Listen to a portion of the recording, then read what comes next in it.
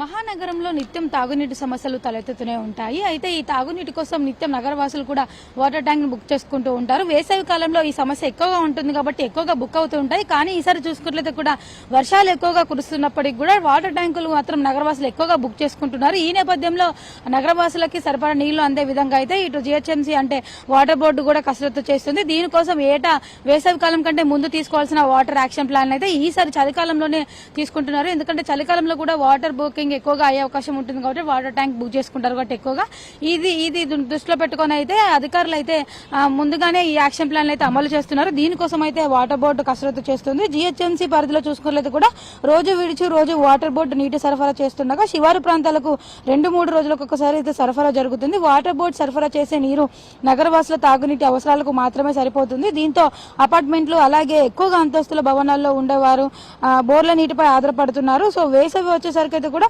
బోర్లన్నీ కూడా ఎండిపోవడం అలాగే నగరవాసులు చూసుకున్నట్లయితే కూడా అంటే వాటర్ బోర్డు సరఫరా చేసే నీరే ఆధారం అవుతుంది నగరవాసులందరికీ.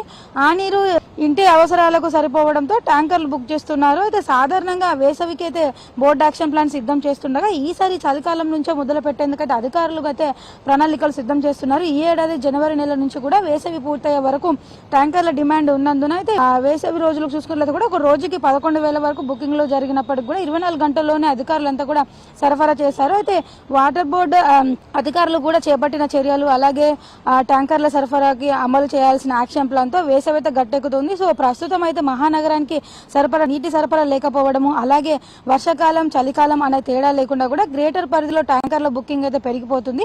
దీన్ని అధిగమించడానికి అయితే వాటర్ బోర్డు అధికారులు అయితే అందరూ కూడా యాక్షన్ ప్లాన్ అయితే ముందుగా తీసుకునేందుకు అయితే సిద్ధమయ్యారు. వర్షాకాలంలో వర్షాలు అలాగే వరదతో భూగర్భ జలాలు కూడా పెరిగిపోయినప్పటికీ కూడా బోర్ల నుంచి నీళ్లు మాత్రం ఏటా చూసుకున్నట్లయితే కూడా వర్షాకాలంలో